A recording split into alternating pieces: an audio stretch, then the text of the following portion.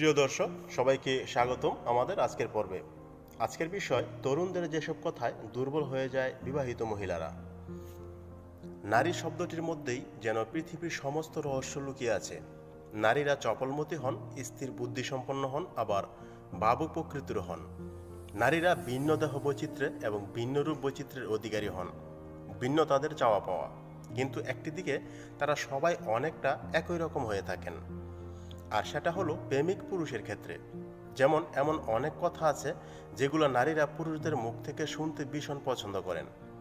তাই নারীকে খুশি করার জন্য এক ঝাঁক তরুণ গবেষণা করে সর্বশ্রেষ্ঠ কিছু বাক্য খুঁজে বের করতে সক্ষম হয়েছেন। আসুন জেনে নেওয়া যাক নারীকে খুশি করার সর্বশ্রেষ্ঠ কিছু বাক্য।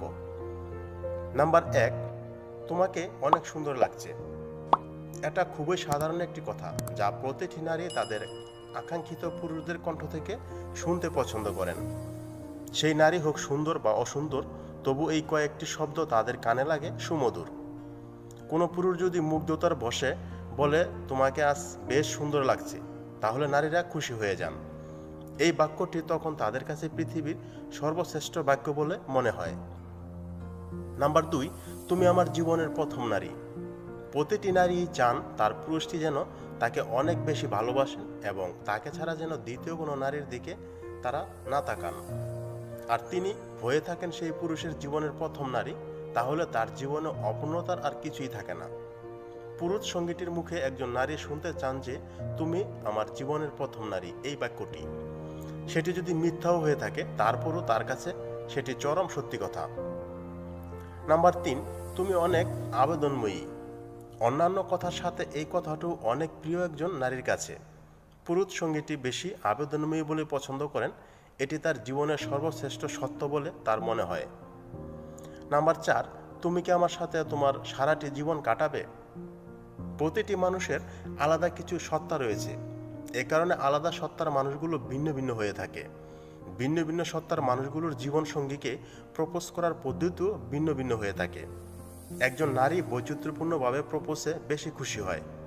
তার মধ্যে এটি একটি, যেমন তুমি কি আমার সাথে তোমার সারাটি জীবন কাটাবে, এ ধরনের বাক্যেও একজন নারী অনেক বেশি খুশি হয়ে থাকেন।